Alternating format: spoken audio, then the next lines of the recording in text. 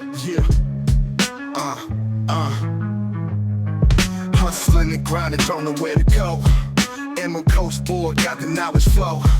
Whispers in the wind, strategies unfold. Business blueprint like a pirate's code. Hey everyone, welcome to the Tab Lab with your host, Mickey Kilburn, Whoop, whoop. and myself, Neil Grosshider. We are super stoked you guys are here to join us today for an amazing topic, which you will get to. But before we do that, quick shout out to Tanya Seabrook with whoop. Seabrook Marketing, letting her use her podcast studio. Her podcast, The Run of Show, is another great podcast you guys should go check out if you have not.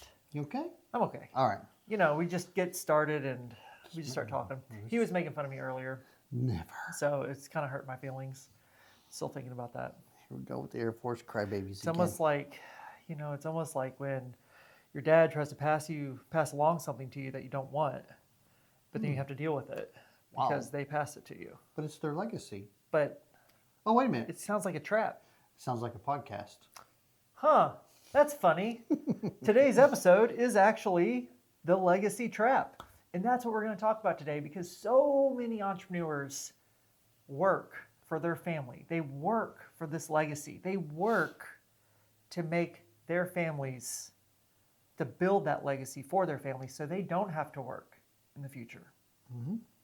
But Sometimes that's not really what they're working for. They say they are, but they're not. what do you mean?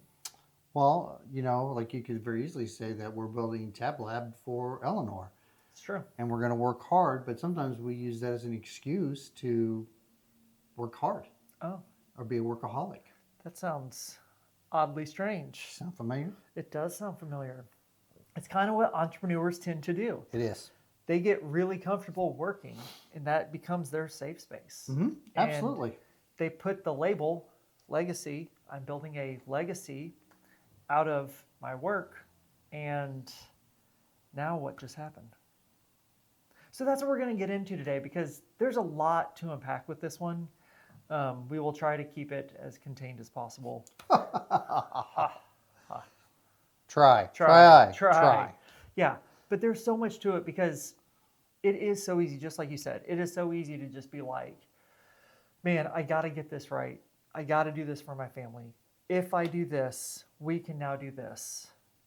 But I've got to build this legacy so they don't have to work as hard. So they can get everything they want. Yeah. But then what am I missing out on? Right. What soccer game did I miss? What ballet recital did I miss? What school function do I have to sacrifice just to build my legacy? Yeah. That does my child even want it? Yeah. Those life events that you miss. They're huge. Like you can't go to, you know, a travel softball tournament and you missed your daughter's first home run because you had to be here for the business. That's really bad. It is. You don't get those back. No, you don't. And, you know, family bonds aren't created by how much we work. No, they are not. They're created by the time spent with the family. Yeah, experiences. That's the weirdest thing. I know, right? Why would you? I have a big story for that later on. Oh, I'm excited. Mm-hmm. He's going to keep us in suspense. Anyway. Okay. Anyway, so attachment theory is kind of part of this situation here. And I know I'm going to jump a little nerdy here. Where's my grease cup? I left it at home specifically for this. And quick side note, this morning had a shower thought. Grease pencil wasn't in there because we cleaned the shower like 2 days ago. And it was real hard to remember the brain blast You I had in the forgot it, shower. didn't you? No, I didn't. I rushed out of the shower, sent myself an email, then totally forgot I even sent myself an email until I checked my email later. I was like, if I only have my grease pencil in the shower. Anyway, long story. But going back to attachment theory. So they did this study that was end of life regrets. You know what the number 2 end of life regret was? Not getting that last EBITDA? No, it wasn't not getting that last. You may think so. But it was they wish they wouldn't have worked so hard and so much. Yeah. I could totally believe that. Their main number 2 regret. Well, that wasn't even number 2 regret. That was the number 2 result of all of it. Is that they wish they wouldn't have worked so hard and they would have been there for family more. Yeah. Like that's hard. Like that's Yeah, and you know, and if you are watching this and you're like 25, it's hard to even fathom that thought right now. But once you start hitting the old man wisdom years, that thought is Still got scary. decades to go. Sure, buddy. Sure, buddy. Because you never know when your card's going to get punched. That's right. You don't. But family bonds through the time you spend together. It does. It doesn't bond through how much work you have to do. Mm-hmm. Yeah, you're absolutely right. And, you know, we work hard for that freedom. And, you know, we Sounds say, almost like a jail. it does. Almost you're building, it's not an asset, it's a jailhouse that you built, right? So, you know, and what we do through our business is, you know, later on in life with that, we retroactively validate everything that we did through our children. Yep. We You do. know, we validate, you know, I did this when I was raising you for this. Yeah. And that's really, did you though? Because you don't get that time back. You know, you can always replace money, but you can never replace time. No. And that's a hard thing to truly understand until it's gone. Like, we find ourselves all the time working, randomly calling each other, randomly doing things. And that's time spent away from the family, from the freedom that we have. You said that in a very cynical term when you said that. I laugh because my kids will come in my room sometimes when it's in the evening. Then we go, "Who's Dad talking to?" And Tanny, of course, will pop off with his work wife. Yeah. His work wife. That's this guy. Yep. Yeah. Because we have lots of conversations. We do. All the time. We're constantly talking about different things that we need to do or discuss or move forward or plans, whatever it may be. But we're constantly working and it's taking time away from the family. So that freedom we have to be the entrepreneur, control our own schedule. We do. Yeah. Oh, we do. Right? Yeah. we becomes do. that jail for us. And it's terrible. Yeah, it does. So, you know, when you look at all those things and you think about, you know, I look at my kids, they're all 18 and up. Yeah. And I think about all those life events and I'm like, man, of all those things that I went to, like my kids, you know, they don't get to see me all the time, but like when my kids have events, I'm there. Yeah. You know, Aiden, when he had his dad's donuts with dads and stuff, I was always there for that. Even though I was running, at that time, I was running a computer repair business. And I always would take time out to do that. And I think that's important for us to do that, to put that on the calendar first. Ah, so you're saying schedule. Here we go with the time family. management nerd. Schedule your family blocks of time just like you do with your Absolutely. work stuff. And it shouldn't just be family time with a mark on your calendar, because then That's a good point. it's just a time block. It should be, you know, time blocked there should be like, hey, take Aiden golfing. Like every year, you know this, that every year on Aiden's birthday, we go play golf. Yep. That's our thing. And we've actually expanded that. And now on my birthday, we're going too. So we get to go twice. I love it. So, but those are not just family time block. No. Because then if you do that, then what happens? Then you go, oh, and then you sit around and everybody's on their phones. Yeah. That's not experiences. We had family time, but we sat and we all did, we shot the reels over to them. Hey, Here you go. Reel. Look at this. Yeah. So you hit a thing there. There's a study done by Cornell University that basically found that human happiness is actually tied to experience consumption specifically.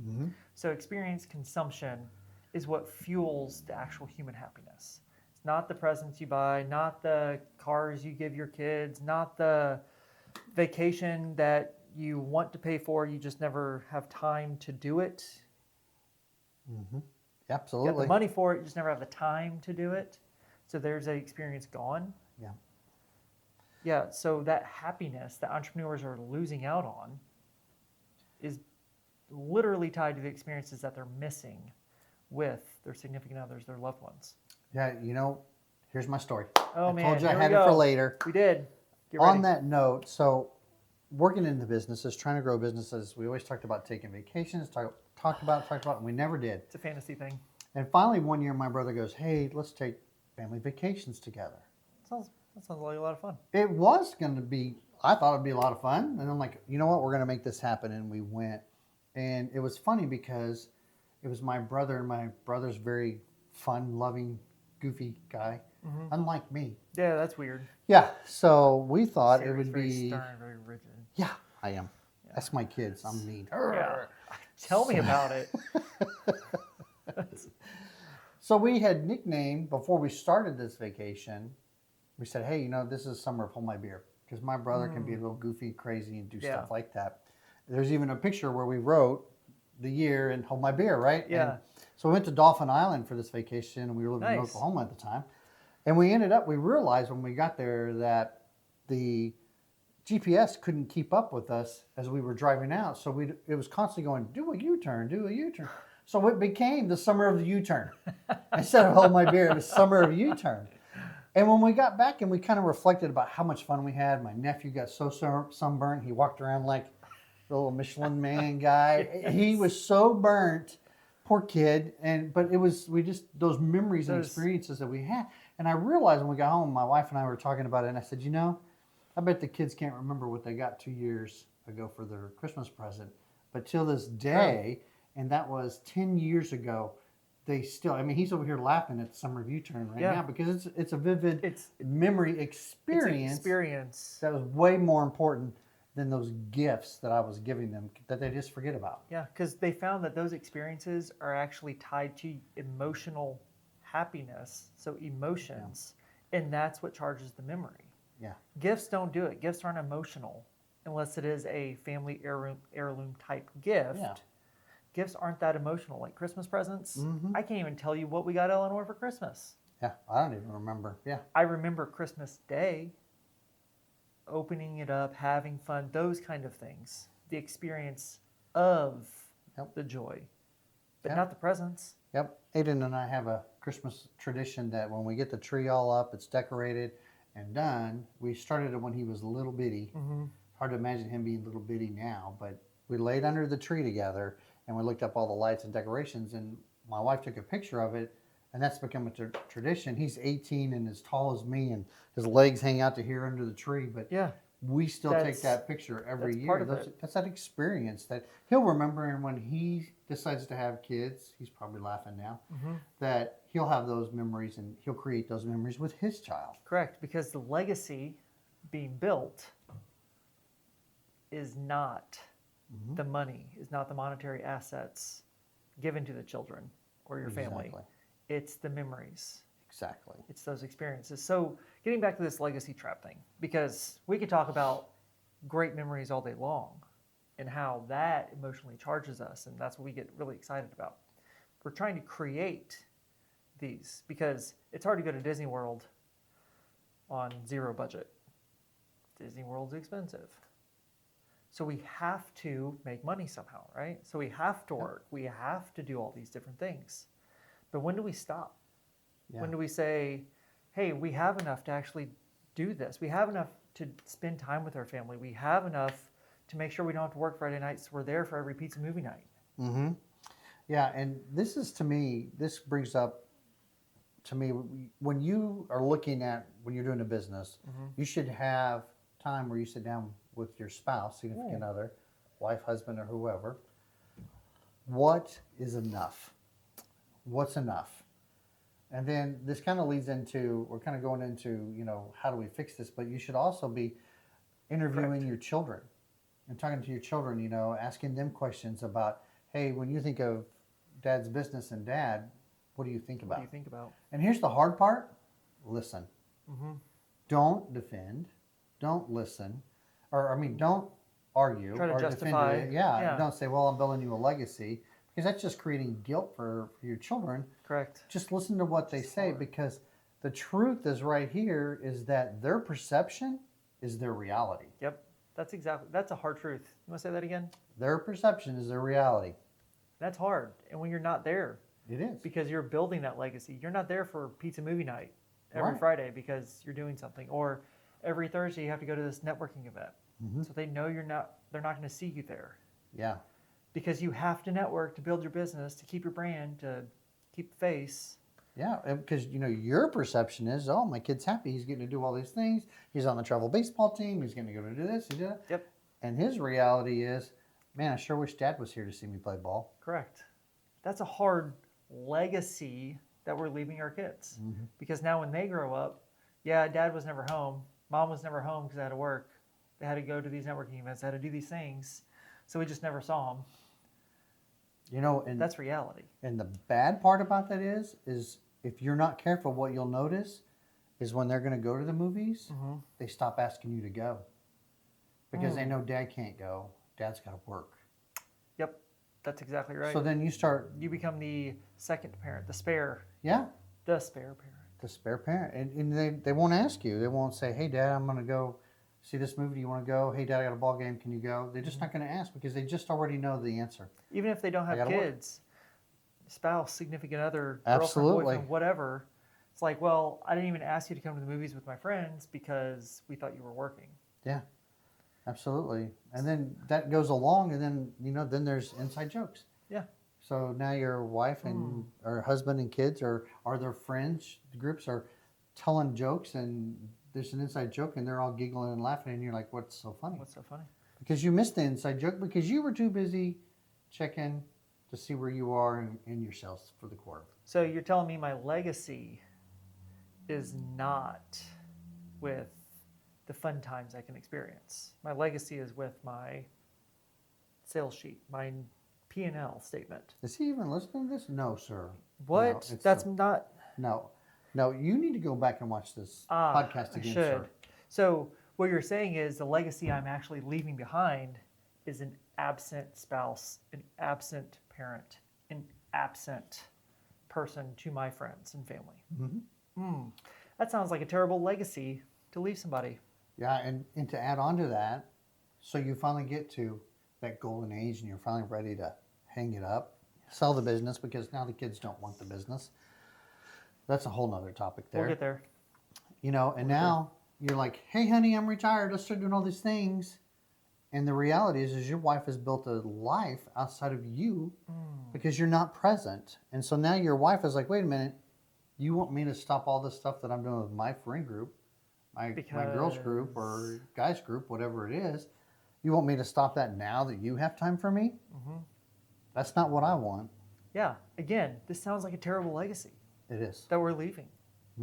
And we can justify it any way we want. We try to, right? Hey, if I work this hard, I can buy this house with this big backyard.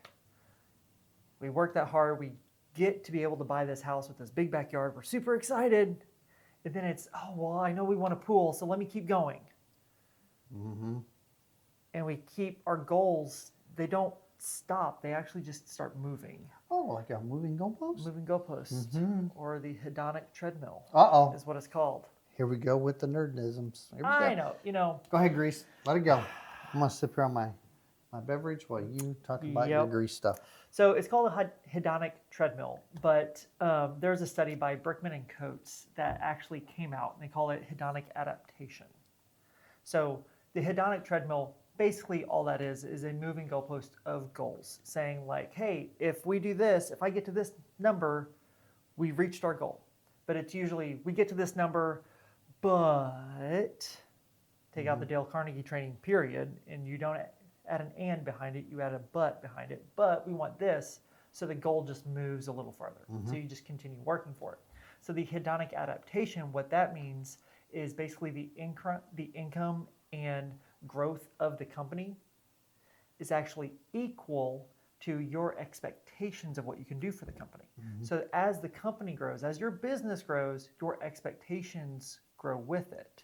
So there is no, hey, we are a $1 million company now. It becomes well, we hit $1 million, but we should be at 5. So how do we get to 5? Oh, we're 5 million, but we can really get 10. And so that's the hedonic adaptation that happens with this. Hey, our company is growing. We're doing really good. So my expectations are going to grow with it. It's not joyous, exciting, this is great kind of thing. It's just that moving goalpost. And it happens to every single entrepreneur. When you're talking about taking these vacations, taking this Disney trip, taking this big family cruise, everybody can go on, but you don't have time because you just need a little bit more. And you're right, because it's when you first start a business and you have nothing. Correct. And you get that first deal, and then it builds and builds. And then we talked about earlier, when is enough? And then when you hit that mark, what kicks in at that point? It says that's enough. Yeah, that should be your marker. This is enough. But what happens is, oh my gosh, I built this to here. I'm going to build even Keep higher going. because it's for my kids. But is it really for your kids? But if we get this much, not only can we go to Disney, but we can also go to Universal. Yeah. But who are you building that for? At this point, is it for your kids Exactly. or is it for your ego? Exactly. It's And the ego. that's where the trap comes in. Most entrepreneurs, they fail to even see it because this is something that entrepreneurs don't even know exists, is this legacy trap. They have no idea what legacy they're actually leaving Yeah. behind. Yeah. So it's a silent trap. They don't even know that there's a door there. And And all of a that's why sudden we they do fall this. through it. That's Yep. why we do this, because we don't talk about everything that you're going to hear at college. We talk about stuff that you're really going to experience. And this is 100%. And this is going to be a tough pill for a lot of people to swallow because they're like, they start this and, you know, it's actually almost trendy to say, oh, I'm building this legacy for my kids. It's so trendy to say I've worked 80 hours this week. What a horrible thing to say. I'm sorry. a hard worker. Oh, My oh. legacy is awesome. That is Nope. an awful legacy to leave. Your legacy should be I worked 20 hours a week, made more than I did when I was working 100. Nope. Now I experience everything for my family. I get to be there for all of those trips, for all of those games, for all of those things. We didn't have to worry about money. We didn't have to worry about the business growth because we've done it correctly. The legacy I'm leaving is a stress-free resource, not something that is ever consuming. Yeah. Yeah, absolutely. And it's hard, man. It is. It is. And when, you know, pride kicks in there a lot too. And, Well- you know, if you have that if you consider working 80 hours, if you come to me and I'm meeting you in a networking group and you tell me, hey, I work 80 hours a week, Did you hear and that? call the, 80 hours a week, babe. that's not a badge of honor. I did that. What? If you ask me, Are you serious? that is a bad, you just admitted that I made mistakes. I'm a failure. I'm not doing what I'm supposed to do. Did you guys hear that? That's a hard thing to swallow. That is very hard to swallow. Your badge of honor is actually Badge of failure. a badge of failure. Because you're not doing something right. You should not be working 80 hours a week. If you are, something is broken. Yep. Somewhere in this process, look, you can get excited. SOPs, baby. Something is broken. And, you know, we've had lots of podcasts. It could be anything. It could be you're not delegating or you're the bollneck. You're It the can be bottleneck. many different things. But if you're working 8 hours a week, you aren't building a legacy. You're building a heart attack. You know, it was funny. I just came from a coaching session where the first things out of their mouth was, I'm the bottleneck.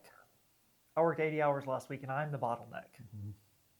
I was like, we got that established off the bat. Let's change it. Yeah. That's good. That is a badge of honor to me. That's, yes, them Admitting that. it. Yes. Because usually people don't admit it.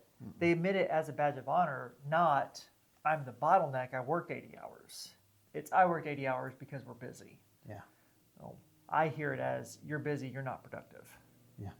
Something's broken, just like you said. And you find out that 80 hours they was trying to pick the font for an email they're sending or something silly. Something, yeah. It really is. And we joke and laugh, but this is what we encounter. People are like, you know, I spend all this time working on my signature for my email. It's busy work. It's nothing work. It happens. Happens all the time. It does. But the flip side of that is they're always stressed because there is always something we have to do. There's always some sort of fire they're trying to put out.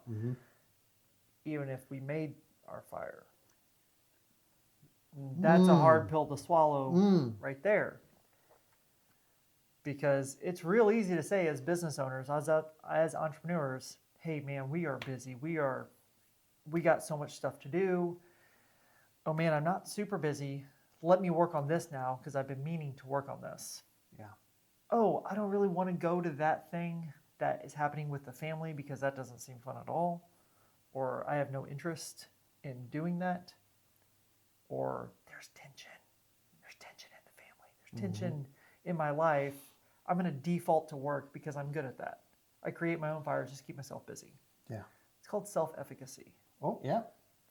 We pride ourselves on the things we're good at, so we default to those things. And usually, we're really good at what we do. Yeah. Entrepreneurs are really good at what they do. That's why they started a business in the first place. So that aspect becomes something that's very dangerous when we talk about legacy. Yeah. Because things ever get uncomfortable at home, you're like, I don't have time for this. I gotta get some stuff done. Yeah. Exactly right. Exactly. That's bad. Yeah. I'm sure entrepreneurs out there have seen this when something happens and they're like, I don't want to deal with this. I don't have time for this.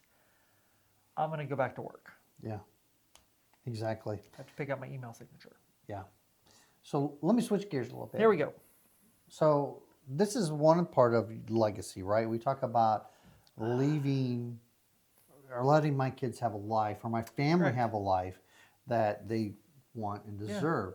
The second part of that legacy is a lot of people build this empire and they say, you know what, I'm building this empire to give to you.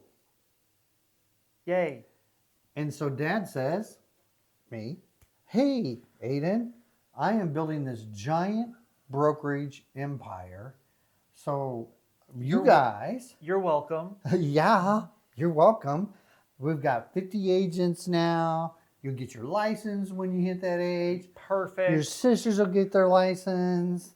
And then Aiden's over here going, no. I want to be Time out. I Time out, want to be bro. a cinematographer, Dad. Time out, bro. Yeah. Like, I've seen you work. Yeah.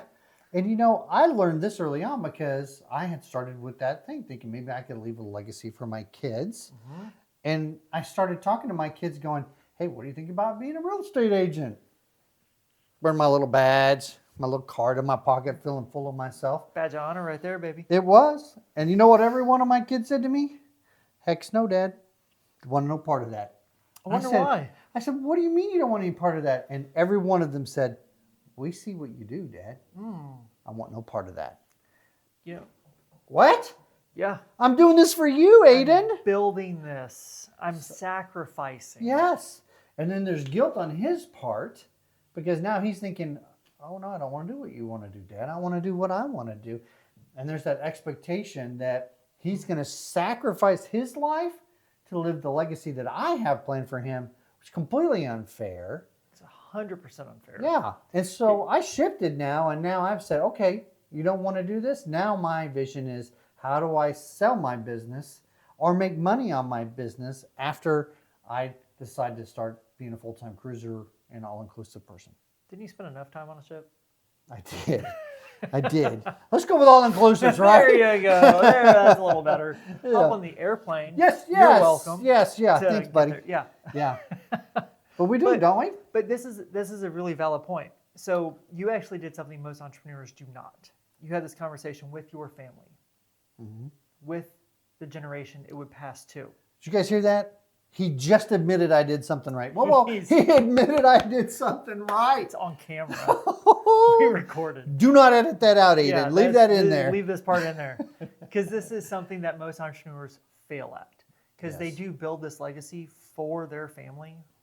But you know a scary stat? I love my stats. You guys know I love my stats. He does. 70% of generational like Passover, hey, I'm going to give you my business.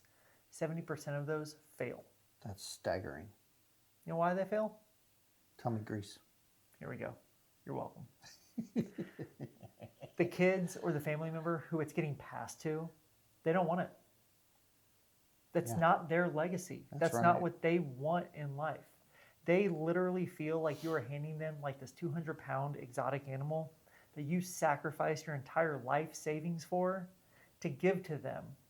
And then you give it to them, you're like, take care of this tremendously because I sacrificed my entire life for you to have this. You're welcome. And now all of a sudden, the person receiving the gift's like, I didn't want this at all. What am I Whoa, doing? whoa, whoa. I sacrificed this for you, sir. My entire life I sacrificed so you could have this 200-pound exotic animal that requires maintenance 24/7. Don't let it die. And what happens to that family member? What are they going to do? Oh my gosh. Now- the fear of it dying or something. Correct. Now you've just given them this extreme burden. You know, in a way, I guess you could say the prison that you built for yourself, you just handed to them. Correct. There goes that freedom. We talked about the prison freedom earlier, because that's why all entrepreneurs start their business. I'm really good at this. I can create my own schedule. I can be free to do what I want. It's amazing. 80, 100 hours a week later, I'm super stressed. I don't get to live my life. I'm going to give it to my kids, because that's the legacy I want to pass my kids. And what hurts is 2 years later, they sell it for millions Correct. because they didn't want it. They didn't want it. Or it just fails completely because Yep. the kid's not even there. They don't want anything to do with it, so they don't manage it. They don't operate it. And it just 100% just fails. Yeah. Like, that's what the legacy we're leaving. Yeah, it is. You know, and a fun fact. Ooh, I love fun facts. Fun fact. Parents handing down businesses to their children, the United States has the lowest number of success rate in that. That's so true. All across the So world, true. other countries, Yep. the handoff is way more successful than Yep. it is in the United States. Because the kids are getting groomed from a young age, going from most other countries. They're groomed from a young age to take over this business. Yeah. The United States, they're not. They are given the freedom to do whatever they want Yeah. most of the time. And most of the time, it's not seeing what their parents are doing. Yeah. Because we miss those pizza movie nights. We miss those ball games. Yep. Because we're building a legacy. Legacy almost might be substitute for prison. Man, did you guys hear that? Ouch. The legacy you're building, you're planning to pass off to your kids, is a prison? I don't think I'd pass that to Eleanor. I sure don't want to pass it to my youngins. I mean, it's not really what I want for her. I really want her to be a pro golfer, because that would be like my retirement plan. Oh, yeah. Yeah, right? Like, be a pro golfer, kid, be my retirement plan. Yeah. That'd be awesome. I'm banking my retirement on Aiden becoming a, big time producer director. That would be a good idea. Yes, and he can just take care of his dad. Oh, man. Were you nice to him? I think so. I didn't make him be a real estate agent. Were you there for most of the parts of his life? Or were you too busy building a legacy? Well, that's a question for him. It's a question that only he can answer. See, Because his perception is his reality, and my perception is not his reality. ouch. Oh, I'm getting close to old man wisdom. Man, on I was this. about to say, this is sounding like old man wisdom, because, like, we're dropping some heavy hitters on you guys. I know we're laughing and we're smiling about it, but these are like real things. This is definitely a hard It's a hard topic. hard man. topic. It's Yeah. not easy. Like, a lot of us are lighthearted, like we did the, the worst mistakes or worst That was a fun advice you've one. ever given. Those Yeah. were fun, but Which we're gonna do a part 2 soon. Don't worry. yes. Oh yeah. Oh yeah. We get That a lot was of a good feedback one. on that one. Yeah. So yeah, definitely. Yeah. Hard stuff. Yep. But this is real, It is. real. It is. So, It what is. old man wisdom you got for us today? 'Cause, Wow. I mean, you spatted a couple good things. You were right. I'll say it again. You were right in a couple things. Do not take that out of editing. Leave that in there, buddy. Probably need to. So I would say that, most people think your legacy is what the people you leave behind inherit. And I would argue that your legacy is the experiences you created with those people in your life. They're going to remember, if you think about any time people are at funerals, what do they do after the funeral? They all sit around and talk about the experiences. The time they had with you. They don't talk about how big their check's going to be. They talk about, remember when Dad did You this? may. Remember when Dad did that? Yeah. Remember when Uncle Joe did this? I've got some stories about my Uncle Joe. That's another time. Yeah. But it's true. Like, you go to a funeral, you're not talking about, remember that time, 2024, Dad brought home this massive bonus check? No. They're talking about, do you remember how much he loved and cared for us? Yeah. Do you remember how he made it a sacrifice to cut away from work, to make sure he was there for Yeah. every game, to make sure that Mom was there for everything that we did? Do you remember Dad yelling at the GPS every time I told it to take a U-turn? See, like, That's what they remember. That's the stuff that they remember, and that's the stuff they will take away with. That's the legacy. Legacy, right there. That's legacy. It is not the P&L statement from 2025. No, Nobody cares. nope, they do not. They don't care about the bonus they got in 2019. Yeah, the bottom of PlayStation. Yeah, They don't care. like it's cool at the time, Yeah. but they can't tell you the day they got it. But they can tell you exactly what happened when mom or dad did something. Right. That is some good, deep old man wisdom. Once in a while. You have it very regularly. I think it's because you're an old man. With the built-in solar panel right there. We baby. did talk about the balding right before this because we have lights that are like glimmering off. It's like shining. They So I feel bad for Aiden that he's gonna have to like edit the like.